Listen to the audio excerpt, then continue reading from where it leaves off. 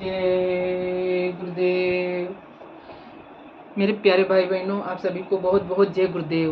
प्यारे भाइयों और बहनों, आज मैं आप लोगों के सामने एक बहुत ही स्पेशल और एक सच्ची चीज़ लेके आई हूँ, जो कि मैंने बाबा जी के दरबार में जाने के बाद में सुनी है। तो मैं आपको बता रही थी कि मैं जब से इन बाबा जी के नामदान लिए हैं तब से मैं सत्संग में जाने लगी हूँ। इनका आश्रम उज्जैन में है, वहाँ पर भी मैं हर भंडारे में सत्संग में जाती हूँ और इधर आसपास में जो भी गुरु प्रेमी सत्संग देते हैं उनके सत्संग भी सुनी हूँ। तो सत्संग में प्रवचन तो बहुत सुने हैं और वो सब कुछ हमारे जीवन के लिए ही होते हैं, लेकिन उसके अंदर से एक बहुत ही जरूरी चीज़ है जो कि इस ब्रह्मांड के हर मनुष्य के लिए बहुत आवश्यक है और इस धरती पर जन्म लेने वाले हर प्राणी को ये बात जरूर सुननी चाहिए। इसके बिना उनका धरती पर जन्म लेना व्यर्थ है। कम से कम उनको इस बात का पता होना चाहिए कि कल को कभी मालिक के दरबार में खड़े हों तो वो ये तो नहीं कह सके कि हमें इस चीज़ का पता नहीं था।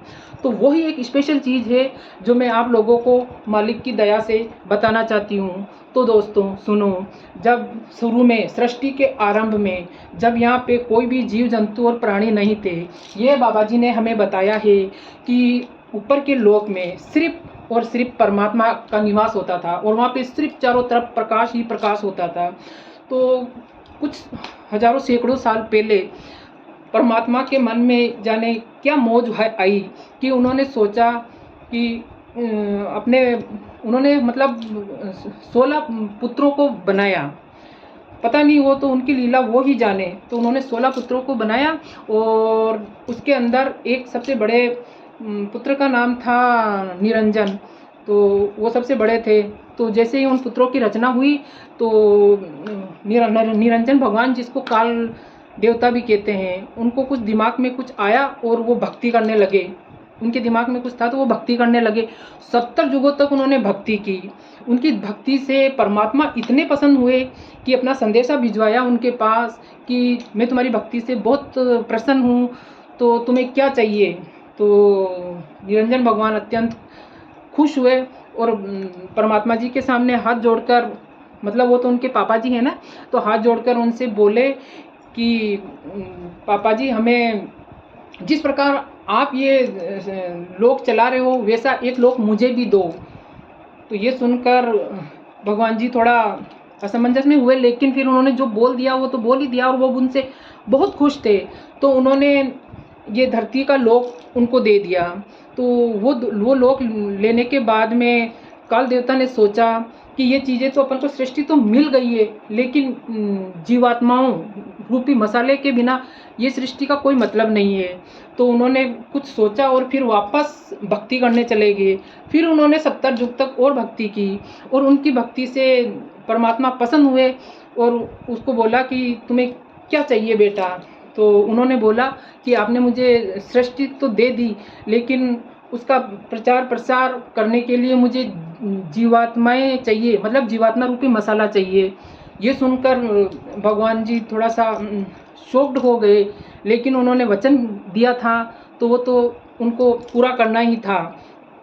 तो ऐसा सोचकर उन्होंने, जो परमात्मा ने अपने जो नन्ही नन्ही बूंदों के रूप में अपनी जीवात्माएं थी जो उनका ही रूप थी, तो उन सभी को बुलाकर उनको बोला कि आपको इनके साथ में धरती पे जाना है। तो ये सुनकर सभी जीवात्माएं अत्यंत व्याकुल हो गई, दुखी हो गई। कोई भी बच्चा अपने पापा से अलग होना नहीं चाहता है। तो वो व्याकुल होकर बहुत रोने लगी और जाने के लिए मना करने लगी। लेकिन जब पापा जी का आदेश था तो उनको तो मानना ही था, लेकिन वो इतनी ज़्यादा व्याकुल होगी और रोने लगी। तो परमात्मा ने, मतलब उनके पापा ने कुछ सोचा और उनको बोला कि जब मैंने वादा किया है तो अपने पापा का फ़र्ज़ तो तुम्हें निभाना ही होगा, लेकिन मैं आप लोगों से ये वादा करता हूँ कि जब मैं आपको धरती पे भेजूँगा तो उसके बाद में अगर जो जो जीवात्माएँ अपने असली घर, इस घर वापस आना चाहती है तो उसके लिए मैं एक स्पेशल दवाई भेजूँगा।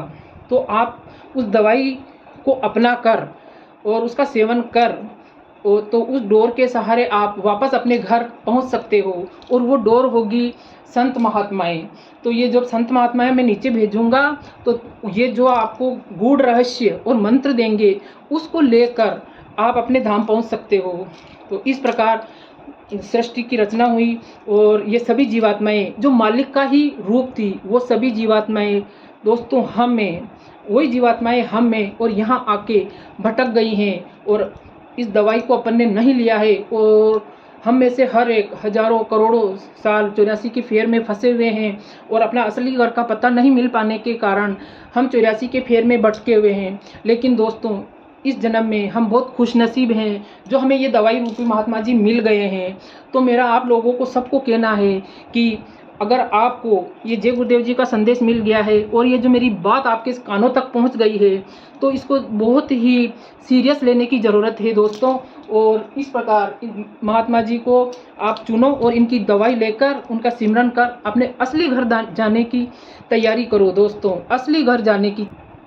और हम बार बार इन गुरु महाराज जी के चरणों में सत्संग सुनने जाते हैं तो हमें बाबा जी ने बताया है कि परमात्मा ने बताया कि जो संत महात्मा हैं अपने चमत्कार खुले रूप से नहीं रख सकते हैं, क्योंकि ये वह ऊपर से ये भगवान ये वादा करके आए हैं कि आप खुले रूप से चमत्कार दिखाओगे तो सारी जीवात्माएं आपके साथ हो जाएगी। तो इस चीज़ का हमेशा ध्यान रखा जाता है कि ये खुले रूप से चमत्कार नहीं दिखा पाते हैं। अगर ये खुले रूप से चमत्कार दिखाएं तो इस देश के अंदर कोई भी जीवात्माएं नहीं बचेगी, क्योंकि सच्चाई जानने के बाद में कोई भी कीचड़ में रहना नहीं चाहता है। तो दोस्तों आपको समझने की और सोचने की ज़रूरत है कि हमें असली घर का पता मिल गया है और हम अपने असली घर पहुंचेंगे तभी हमारी जीत होगी, वरना हम इस मनुष्य जन्म को हार जाएंगे। और अगर इस बार मनुष्य जन्म चूक गए तो अपन हार जाएंगे और चूक ही जाएंगे दोस्तों। और न जाने ये मनुष्य जन्म हमें कब मिले, क्योंकि बहुत ही छोटे छोटे पुण्य कर्म करने के बाद में हमें ये मनुष्य जन्म मिला है। हमें मालूम है अगर अभी हमारे पास मनुष्य जन्म है तो हम कुछ भी पुण्य का काम कर सकते हैं, हम कमा सकते हैं, हम मेहनत कर सकते हैं, हम लोगों को बोल सकते हैं, दुख दर्द को समझ सकते हैं।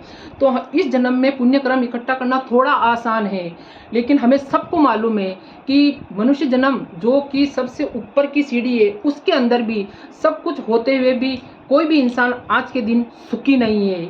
लेकिन जो मनुष्य के अलावा जो दूसरी योनियां हैं उन लोगों को न तो वो बोल सकते हैं, न सुन सकते हैं, न कमा सकते हैं, न पुण्य कर्म कर सकते हैं। तो दोस्तों जब मनुष्य जन्म में ही सुख नहीं है तो उस योनि के अंदर सुख कहाँ से प्राप्त हो सकता है। इसलिए दोस्तों मेरा कहना है कि उस योनियों में जाने से बचने के लिए हमें अपने घर का पता लेना चाहिए और अपने गुरु महाराज जी से नामदान लेकर हमें अपने घर का टिकट बनवा लेना चाहिए।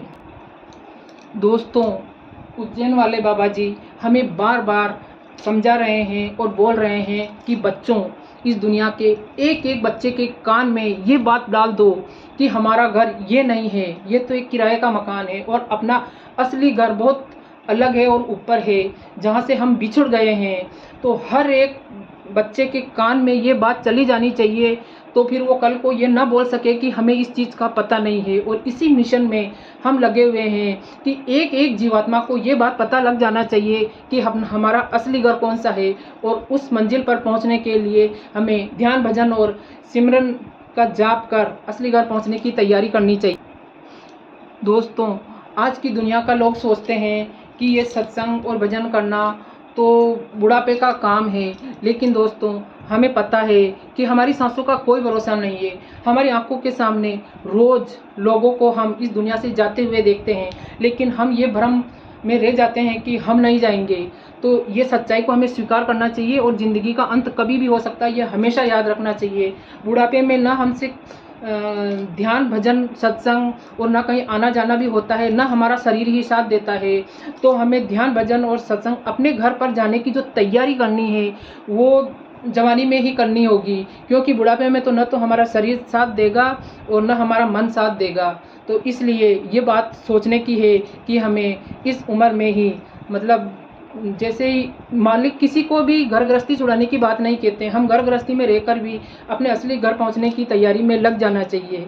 तो दोस्तों आपको मेरी ये बात कैसे लगी? गुरु महाराज जी ने हमें एक अच्छी और अनमोल चीज़ दी है कि हमें असली घर का पता दिया है, और बहुत ही खुशनसीब है वो लोग जिनको गुरु जी से नामदान मिल गया है।